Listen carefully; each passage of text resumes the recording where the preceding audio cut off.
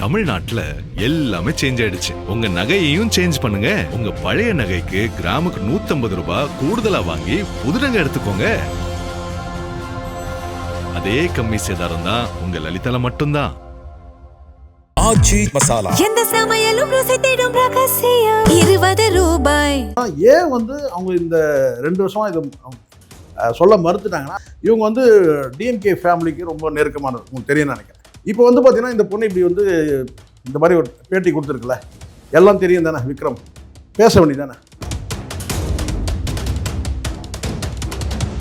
பிரச்சனைன்னு வரும்போது வெளியில் அவங்க சொல்கிறாங்க என்னன்னு கேட்டால், அவங்க சொல்கிறதுல ஒரு மீனிங் இருக்குது. என்னென்னா, நான் அவரோட வெளியே வந்துட்டேன்.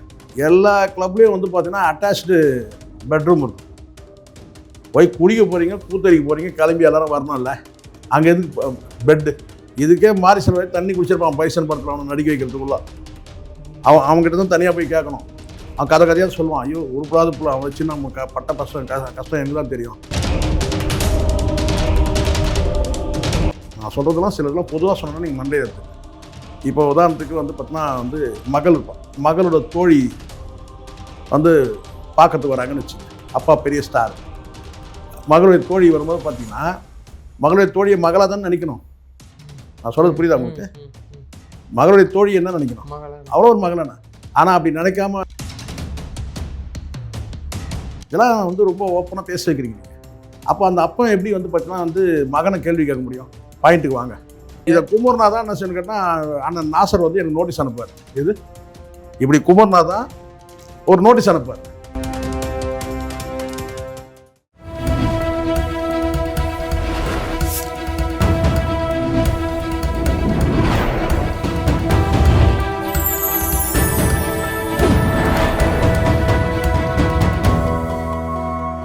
சேனல் 5 தமிழர்களுக்கு வணக்கம். இன்றைய நேர்காணல் நம்மோடு பேச இருப்பது அரசியல் விமர்சகர் சேகோர் அவர்கள். சார் வணக்கம். சார் வணக்கம் சார். சமீபத்தில் ஒரு கேரள ஒரு நிகழ்ச்சி, ஒரு டிபேட்டுன்னு சொல்லலாம். அதில் நடிகை அனுபமா ஒரு வார்த்தையை யூஸ் பண்ணி வெளிப்படையாக பேசியிருக்கிறாங்க. பல்வேறு உண்மைகளை வெளிப்படையாக பேசியிருக்கிறாங்க. நான் அவ்வளோ மென்டல் டார்ச்சரில் நான் அனுபவித்தேன் அப்படின்ட்டு. இங்கே உள்ள அது பேரை ஓப்பனாக சொல்லாமல், அது எல்லாத்துக்கும் தெரியும், நாட்டு மக்களுக்கு தெரியும் யாருன்ட்டு. அதை தான் நான் ஒரு நேர்காணலில் சொன்னேன். அதுக்கு ஒரு 10 பேர் கமெண்ட்ல சொன்னாங்கன்னா, அவங்களே பேர் சொல்ல நீங்கள் எப்படி பேர் சொல்கிறீங்க சார்? எல்லாம் இப்போது ஒரு விஷயம் இவங்க சொல்கிறாங்கன்னா, சினிமா வட்டாரத்திற்கு எல்லாருக்கும் தெரியும். இவங்க இவ்வளோ நாள் யார் கூட இவங்க சுற்றிட்டு இருந்தாங்க, லிவிங்கில் இருந்தாங்க, எல்லாம் தெரியும்ல. அவங்க பேரை சொல்லணும்னா அவங்க ஒரு பாதுகாப்பு கருதி தான் அவங்க பேரை சொல்ல மறுக்கிறாங்க, தவிர சொல்லக்கூடாதுன்னு கிடையாது. இதை தாண்டி என்ன சொல்ல முடியும்? ரெமோன்னு சொல்லிட்டாங்க, அன்னியன்னு சொல்லிட்டாங்க, அப்புறம் அம்பியும் சொல்லிட்டாங்க இல்லையா? அம்பி பார்த்தீங்கன்னா ஒரு மேலோட்டமாக சொல்லிட்டாங்கன்னு வச்சுங்களேன். ஆனால் இது ரெண்டு அவர் எப்போ ரெமோ ஆவார், எப்போ அன்னியன் ஆவார் தெரியல. இதுலேருந்தே தெரிய வேணாமா இது யாரை சொல்கிறாங்கன்னு சொல்லிட்டு? இல்லை, இவ்வளோ நாள் சொல்லாமல் இருக்குது, இப்போ சொல்கிறாங்களே சொல்கிறாங்க சார். நல்லா ஒன்று புரிஞ்சுங்க, சூழ்நிலைகள்னு ஒன்று இருக்குது சார். அவங்களுக்கு இவங்க கிட்டத்தட்ட 2 வருஷம் நான் அனுபவிச்சேன்றாங்க. அந்த பைசன் படமே எப்படி பார்த்தா குறைஞ்சபட்சம் ஒரு 6 மாதத்துக்கு மேலே எடுத்திருப்பாங்க அந்த படத்தில் வச்சுங்களேன். அதுக்கு முன்னாடியும் பார்த்தீங்கன்னா இவங்களோட லிவிங் ஏதோ ஒரு பாண்டிங்கில் இருந்திருக்கலாம். நம்ம பார்த்தீங்கன்னா இதை உள்ள தோண்டிட்டு போய் பார்க்கலாம். ஆனால் ஏன் அவங்க இந்த 2 வருஷமாக இதை சொல்ல மறுத்துட்டாங்கன்னா, நான் நம்புகிறேன். என்ன நம்புகிறேன்னா, இவங்க டிஎம்கே ஃபேமிலிக்கு ரொம்ப நெருக்கமானது உங்களுக்கு தெரியும் நினைக்கிறேன்.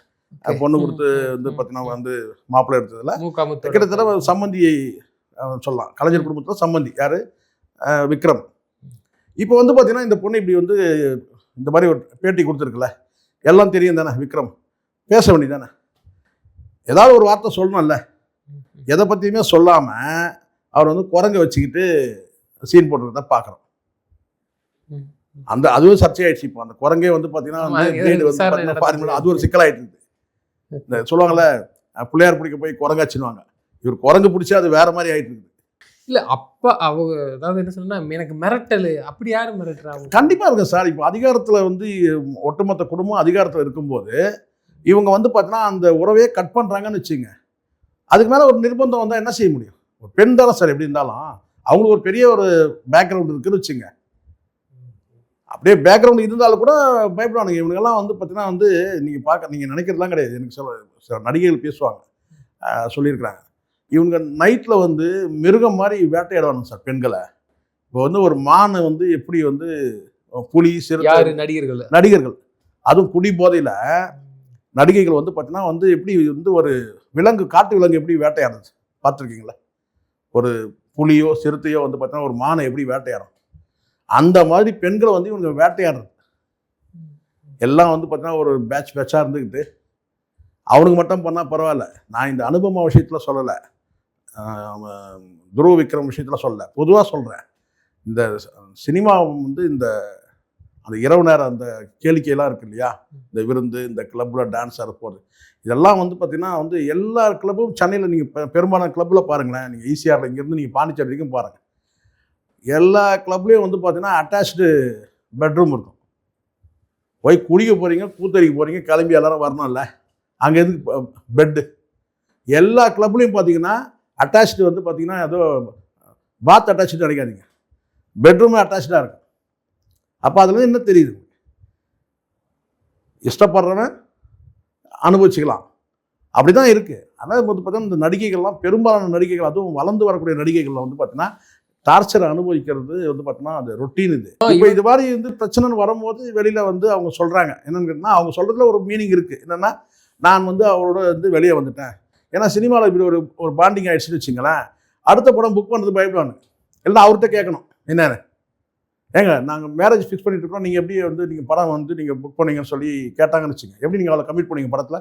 நானும் அவளை நெக்ஸ்ட்டு வந்து பார்த்தீங்கன்னா 2 மாதத்தில் மேரேஜ் பண்ணிக்க போகிறோம். அவன் பார்க்க ப்ரொடியூசர் தான் நினைப்பான், ஐயோ 2 மாதத்தில் வந்து கல்யாணம்ன்றாங்க, அப்புறம் படத்தை வந்து போய் எடுத்துட்டு அதுக்கப்புறம் அந்த படத்தில் தூக்க முடியாது, அவங்கள படத்தை எடுக்க முடியும், மாட்டிக்கிற மாதிரி ஆகிடும், உள்ளே போயிட்டு பெரிய சிக்கலாயிரும். ஏன்னா அப்போது அதனால தான் சில பேர் வந்து பார்த்திங்கன்னா வந்து இது இன்றைக்கி இல்லை, கடந்த காலகாலமாக இருக்குது. இந்த ஒரு கதாநாயகி வந்து பார்த்தீங்கன்னா யாருடைய கண்ட்ரோல் இருக்காருன்னா இன்னாருடைய கண்ட்ரோல். அப்போ கால் ஷீட் ஈஸியாக கேட்டு வாங்கிடலாம். நிறைய பணக்கார குடும்ப பிள்ளைங்கள்லாம் அவனுக்கு வந்து பார்த்தீங்கன்னா இப்படி தான் சார் இருப்பானுங்க, ரெகுலராக இருப்பானுங்க. என்ன பெரிய பொறுப்பு இருக்குது?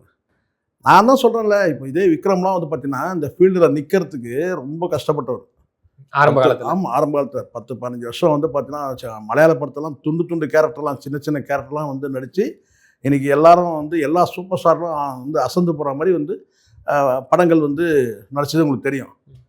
என்ன கமல் முடியாதுன்னு சொல்ல படத்தில் வந்து விக்ரம் நடிச்சதா சொல்லுவாங்க. பல வந்து மெகா ஸ்டார்கள் நடித்த படங்களை வந்து பார்த்தீங்கன்னா ஜெமினிக்கு பிறகு தான் அவருக்கு படமே வந்து தமிழில் வந்து கால் ஊன்னது. கஷ்டப்பட்டு வந்த நடிகர், அதில் ஒன்றும் சந்தேகமே வேணாம். ஆனால் வந்து இந்த அவங்க பிள்ளைகள் பெரும்பாலும் வந்து பார்த்திங்கன்னா வந்து எல்லாம் உருப்படாது தான், பெரும்பாலும் பெரிய ஸ்டார்கள். நீங்கள் ஒரு ஜேசன் சஞ்சய் வச்சு நீங்கள் வந்து முடிவு பண்ண முடியாது பெரிய ஸ்டாருடைய பிள்ளைகள்லாம் வந்து பார்த்தீங்கன்னா ரொம்ப பொறுப்பாக இருப்பாங்கன்றதுலாம் நீங்கள் நினைக்க முடியாது. பெரும்பாலும் வந்து பார்த்தீங்கன்னா எல்லாம் அப்போ பணத்தை வச்சுட்டு விளையாடுறது ரெகுலராக தான் இருப்பானுங்க. நினச்ச போது வந்து நடிகைகளை தூக்கிட்டு போய் என்ஜாய் பண்ண உருப்படாத கோஷ்டி நிறைய, இந்த வருத்தப்படாத வாலிபர் கூட்டம் நிறைய இருக்குது சார் சினிமாவில். அப்போங்கார சம்பாரிச்சு அழிச்சுனுங்கிறான் உட்காந்துங்க, நிறைய லிஸ்ட்டே போட முடியும். அதில் ஒரு கேஸ் தானே தவிர வேறு என்ன இருக்குது சொல்லி பார்க்கலாம். இதுக்கே மாறி சில தண்ணி குடிச்சிருப்பான் பைசன் படத்தில் அவனை நடிக்க வைக்கிறதுக்குள்ள. அவங்ககிட்ட தான் தனியாக போய் கேட்கணும். அவன் கதையாக சொல்லுவான், ஐயோ உருப்படாத புள்ள, அவன் வச்சு நம்ம பட்ட கஷ்டம் எனக்கு தான் தெரியும். விக்ரம் வேற, நீங்கள் விக்ரம் மனசில் வச்சுக்கிட்டு அப்படியே நீங்கள் வந்து பார்த்தீங்கன்னா அப்படியே அவர் மகனும் அப்படியே இருப்பார்னு நினைக்க முடியாது. கிட்ட நெருங்கினா தானே சில தெரியும், கிட்ட நெருங்கினா தானே தெரியும். அவர் அப்படி தானே, சில பாரம்பரியம் இருக்குது சார் அங்கே. புரியுதா சொல்கிறது? இது நான் விக்ரம்காக சொல்ல, இதை நான் சொல்கிறதுலாம் சிலதெல்லாம் பொதுவாக சொன்னேன்னா நீங்கள் மண்டையை எடுத்துங்க.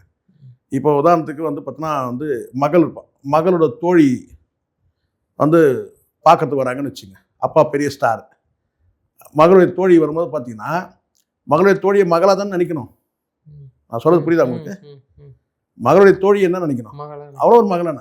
ஆனால் அப்படி நினைக்காம நடந்த ஆட்கள்லாம் இருக்கிறாங்க. இதெல்லாம் வந்து ரொம்ப ஓப்பனாக பேச வைக்கிறீங்க நீங்கள். அந்த மாதிரி நிறைய இருக்குது சார். உங்கள் அப்பாவுடைய வாழ்க்கையை கதையாக எழுதுறதுன்னு சொல்லிட்டு வந்துட்டு அதுக்கப்புறம் அவரே எழுதுனவங்களாம் இருக்கிறாங்க. அதெல்லாம் நிறைய இருக்குது. நீங்கள் ஏதோ நீங்கள் புதுசாக சொல்லணுங்க. இப்போ என் டி ராமராவுடைய வந்து இப்போ சந்திரபாபு நாயுடோட மகள் வயது தான் வந்து சிவபார்வதிக்கு, லட்சுமி சிவபார்வதி. அவங்க என்ன வந்தாங்க, என் டி ராமராவ் கதை எழுதுன்னு வந்தாங்க. என் டி ராமராவ் எழுதிட்டாரா இல்லையா? இவர் 2 பேரும் மாறி மாறி எழுதுனாங்களா? கட்சியில் சொத்து கை மாறதுக்கு முன்னாடி உஷாராயிட்டார் சந்திரபாபு நாயுடு. தானே உண்மை? சொத்தும் கட்சியும் கை மாறி இருக்கும், அவர் உஷாராயிட்டார். ஆனால் வந்து மூத்த மகளுடைய வயது தானே. அந்த மாதிரி இருந்து பல தலைவர்கள் இருக்கிறாங்க சார். ஏஜ் நீங்கள் வந்து பார்த்தீங்கன்னா ஏதோ இன்னைக்கு விஸ்வநாத் அண்ட் சன்ஸ்னு ஒரு படம் வந்திருக்கு பாருங்கள். பெரிய விவாதிக்கிறாங்க என்னென்னா 20 வயசு வித்தியாசத்தில் எப்படி வந்து திருமணம் பண்ணிக்கிறது அப்படின்னு அந்த படம் அதுதான் விவாதிக்குது. பெருசாக விவாதிக்கலன்னு வச்சுங்க, அது வேறு விஷயம். கடைசியில் சுபம் தான் அங்கேயும். அது மாதிரி இங்கே வந்து இந்த அரசியல் வாழ்க்கையில் நிறைய சுபம் நடந்திருக்கு. அப்போ அந்த அப்பன் எப்படி வந்து பார்த்தீங்கன்னா வந்து மகனை கேள்வி கேட்க முடியும்? பாயிண்ட்டுக்கு வாங்க. அப்போ அந்த மகன் எப்படி மகனை கேள்வி கேட்க முடியும்? நான் விக்ரமுடைய சொல்ல சார், பொதுவாக சொல்கிறேன். புரியுது. அப்பனுங்களே லட்சணமாக இருக்க மாட்டானுங்கன்றேன். ஏன்னா அந்த சினிமா அப்படி இருக்குது. சினிமா அதனால தான் சினிமா மீதான ஏன் அந்த மரியாதை போயிடுது. ஏன்னா வந்து எப்படி இந்த கண்ணாடி தொட்டியில் இருக்கிற அந்த மீன் மாதிரி பார்க்க ரசிக்க முடியும், குழம்பு வச்சு சாப்பிட முடியாது. அந்த மீனை ரசிக்கலாம், ஆனால் அப்படியே வளைஞ்சி வளைஞ்சி வளைஞ்சி வளைஞ்சி போயிட்டுருக்கோம். ஸோ அதனால் வந்து இதெல்லாம் வந்து அதனால தான் சினிமா அப்படியே பார்க்கறதுக்கே ரொம்ப அரிதிலும் அரிதாக போய் பார்க்குறேன். ரேரப்பா சினிமா. ஆனால் குடும்பத்தில் ஏதாவது சம்மந்தம் பண்ணுறான்னா பாருங்கள், பட மாட்டாங்க பெரும்பாலும். என்னன்னு கேட்டிங்கன்னா அவன் வீட்டில் வந்து பார்த்தீங்கன்னா பெரும்பாலும் நீங்கள் நடிகர் நீங்கள் எடுத்துங்களேன், அவங்க மனைவிகள் வந்து ஏதாவது பொது வாழ்க்கைக்கு எங்கேயாவது கொண்டு வராங்க பாருங்கள், இயக்குநர்கள் யாராவது பாருங்கள், பெரும்பாலும் வந்து மனைவிகளை கொண்டு வந்து காட்சிப்படுத்த மாட்டாங்க பொது நிகழ்ச்சிக்கு. ஒரு நடிகை கூட வந்து ஜோடி போட்டு வருவான். அதுக்குன்னே வந்து பார்த்தீங்கன்னா செகண்டாக வந்து பார்த்தீங்கன்னா வந்து ஒரு கீப் வச்சுக்கிறது, இல்லை நடிகைகளே வந்து பார்த்தீங்கன்னா லிவிங்கில் வாழறது இதெல்லாம் வச்சுருப்பாங்க. ஏன்னா அங்கே ஜோடி. ஆனால் பொண்டாட்டி மட்டும் இழுத்து போர்த்திக்கின்னு தலையெல்லாம் மூடிக்கின்னு இது அப்படி தான் வச்சுருக்கணும். இது காலங்காலமாக சினிமாவில் நடக்கிறது தான். பொண்டாட்டி எங்கேயோ வெளியில் கூட்டு போய் பார்த்துருக்கீங்களா நீங்கள்? எங்கேயும் கூட்டு போக மாட்டாங்க. அதனால் சினிமாவில் வர பெண்களை ரொம்ப வந்து பார்த்தீங்கன்னா வந்து நிறைய பேரை சொல்ல முடியும் சார். இதில் வந்து பாரபட்சமாக இவன் தான் அவன் தான் கிடையாது. அதனால தான் ஒரு நடிகை சொன்னாங்க, அது தனிப்பட்ட முறையில் சொன்னாங்க, ரொம்ப கஷ்டமாக இருந்துச்சு கேட்கும்போது. மிருகம் மாதிரி வேட்டையாடுவாங்களாம் குடிச்சிட்டு, அதுவும் குடி வெறியில். அப்படி வந்து இதை நான் சொன்ன உடனே உங்களுக்கு வடிவேல் ஞாபகம் வருது இல்லை? அப்படிலாம் நான் சொல்ல யாரையும், பொதுவாக நான் சொல்கிறேன். அந்த மாதிரி வந்து பார்த்தீங்கன்னா வந்து நடிகைகள் வந்து துன்புறுத்துவாங்க. ஆனால் பாவம் என்ன செய்ய முடியும் சார்? இப்போ இந்த பெண்ணெலாம் எடுத்துங்க, சினிமாவில் ஏதோ ஜெயிக்கணும்னு வந்திருக்கு சரிங்களா? அது கேரளா மிஞ்சி கேரளா பொண்ணு. இவங்க கேரளானாலே ஒரு பார்வை உள்ளுக்கு இல்லையா? அது தமிழ் பசங்கிட்ட வீக்னஸா கேரளா? அப்படிலாம் கிடையாது. இங்கே இருக்க இயக்குனர்லாம் அப்படி தானே சார் இருக்கிறாங்க. என்ன சார் நீங்கள் ரொம்ப கலர்றீங்க? இல்லை இருக்கிற சார், இங்கே தமிழ் பேசுகிற எத்தனை இயக்குனர்கள் வந்து பார்த்தீங்கன்னா ஃபுல்லாக வந்து இப்போ என் பாரதி ராஜாவை எடுத்துங்க உதாரணத்துக்கு. என் தமிழ் என் தாய் அப்படின்னு தானே ஆரம்பிப்பார். ஏதோ ஒரு வசனம் இருக்குல்ல, எனக்கு இனிய தமிழ் மக்களே, அப்படி தானே? அவரே வந்து பார்த்தீங்கன்னா கேரளாவில் தானே ஃபுல்லாக வந்து இறக்குனாரு. ஏன் அவர் கிடைக்கலையா தமிழ்நாட்டில்? தமிழ் பேசுகிறவங்க வந்து கேரளாவில் தானே நடிகைகள் கொண்டு வந்து நடிக்க வச்சாங்க. தங்கர் பச்சான் கூட எடுத்துங்க, பயங்கர கோவம் வரும் அவருக்கு. இது என்னடா பண்ணீங்க தமிழ்நாடு? அப்படியே மேடையில் மைக்கை பிடிச்சா வச்சுக்கணும், என்னடா அப்படி பண்ணுறீங்க, ஏன்டா அப்படி இருக்கீங்க, தமிழை ஏன்டா அப்படி போயிட்டான், தமிழை ஏன்டா அப்படி போயிட்டான் அப்படி சொன்னார். அவர் படத்தெல்லாம் நவ்யா நாயர் தான் நடித்தாங்க. அது என்ன செய்ய முடியும்? அவர்கிட்ட தான் கேட்கணும் நீங்கள். சேரன் கூட அப்படி தான். தமிழ்நாட்டிலேருந்து நடிகை பெரும்பாலான நடிகைகள் வந்து பார்த்தீங்கன்னா வந்து கேரளா, அதுக்கு என்ன செய்ய முடியும்? அது அவங்களுக்குள்ள அந்த கொடுக்கல் வாங்கல், அது என்னன்னு நமக்கு தெரியாது, நம்ம கொச்சப்படுத்த முடியாதுல்ல. கமெடி ஒன்று போட்டாங்கல்ல, ஹேமா கமெடின்னு ஒன்று போட்டாங்கல்ல, கேரளாவில் வந்து அலர்றதை விட தமிழ்நாட்டில் அலர்றது தான் ஜாஸ்தி. ஏன் அங்கே ஒன்று இங்கே துடிக்க? ஏன்னா அந்த அளவுக்கு இங்கே அந்த கமிட்டி போட்ட உடனே இங்கே அலர்னவங்க யார் சார்? கேரளாவில் கூட அலரல, இங்கே தான் அலர்னாங்க. இது இதடா சோதனை இது அப்படின்ற மாதிரி. அங்கே போய் இங்கே சுற்றி கடைசி இங்கே வந்து அதெல்லாம் வந்து பார்த்தீங்கன்னா நடிகைகள் நடிக்கிறாங்கன்னா வெறும் அந்த நடிப்பை மட்டும் வாங்கிக்கிட்டு. இப்போ நான் கேட்குற எத்தனை நடிகைகள் வந்து வயது மூப்பாயிடுச்சு, இவனுக்கு என்ன பென்ஷனாக சார் கொடுக்குறானுங்க? பெரிய சம்பளம் வாங்குறான் இருக்கிறான்ல, அப்படியே ஏதோ சிக்கலை படுத்தாலும் என்ன கேட்டால் ஒரு 50,000 1 லட்சம் அதிகபட்சம் போனால் ஒரு 10,000 20,000. இதை வந்து ஒரு முறைப்படுத்தி ஒரு ஸ்கீம் உருவாக்கி வயசான நடிகைகள்லாம் வாய்ப்பு இல்லாத போது அவங்களுக்கு வந்து ஒரு சம்பளத்தை ஒரு பென்ஷனை சாதாரண சின்ன கம்பெனிலாம் வந்து பார்த்தீங்கன்னா வந்து ஒரு 10,000 சம்பளம் வாங்குகிற கம்பெனி வந்து அவங்க கம்பெனிலாம் வந்து பார்த்தீங்கன்னா ப்ராவிடென்ட் ஃபண்டுன்னு பிடிச்சி ஏதோ ஒரு கடைசி காலத்தில் ஒரு 2,000 5,000 10,000 கிடைக்கிறதுக்கு ஏற்பாடு பண்ணுறாங்க. இவ்வளோ பெரிய ஃபீல்டு இருக்குது. வெக்கமாக இல்லை இவங்களுக்கு? இத்தனை சங்கம் வச்சுருக்குறாங்கல்ல. எத்தனை சங்கம் சார் இருக்குது சொல்லுங்கள்? நடிகர் சங்கம், இயக்குனர் சங்கம், தயாரிப்பாளர் சங்கம், இசையமைப்பாளர் சங்கம், 10 சங்கம் வச்சுன்னு நான் பிடிங்கினா இருக்கிறானுங்க. ஒரு மூத்த நடிகை ஒரு 400 படங்களை நடித்தவங்க, அந்த படம் 400 படங்களும் பெரிய சொற்பமான சம்பளம் தான் இருக்குன்னு வச்சுங்க. அதெல்லாம் வந்து பார்த்தீங்கன்னா இன்றைக்கி இந்த நடிக்க வாய்ப்பு இல்லை. பசியும் பட்டினியுமா இருக்கிறாங்க, கதறாங்க. யாரும் அதை பற்றி ஒரு பேச்சு கூட இல்லை. குறிப்பிட்டு சொன்னது தான் பிரச்சனை நமக்கு. இவரை சொல்கிறீங்க அவரை சொல்கிறீங்க. இந்த நடிகர்கள் வந்து பார்த்தீங்கன்னா கேட்டகரி வந்து பார்த்தீங்கன்னா கோடிக்கணக்கில் சம்பளம், 200 கோடி 300 கோடி. இதில் வேற பெருமை வேற.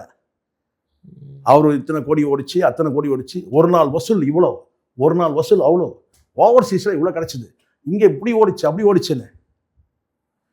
ஆனால் வந்து இத்தனை சங்கமும் சேர்ந்து இத்தனை வந்து மிஞ்சி மிஞ்சி போனால் வந்து ஒரு 10,000 பேர் வேலை செய்வாங்களா சார், மொத்த இண்டஸ்ட்ரி சேர்ந்து, நடிகர்கள் வந்து எல்லாம் சேர்ந்து.